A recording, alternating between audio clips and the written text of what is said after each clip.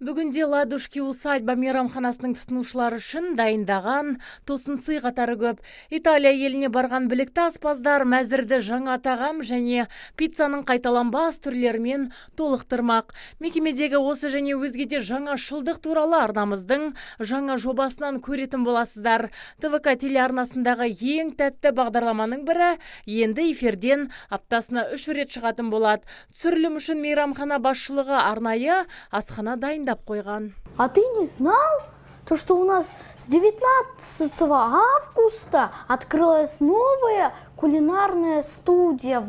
Еске салсақ, ағымдағы жылдың тамыз айында мейрамханада жаңа аспаздық студия шымылдығын түрген болатын. Бұл алаңда өзінің аспаздық шеберлігін кез келген тұрғын шыңдай алады. Әлемнің түкпір-түкпірінен жиналған дәмді мәзірмен қатар әмбебап кәде сыйға толы орында мерекелік шараны да өткізуге болады.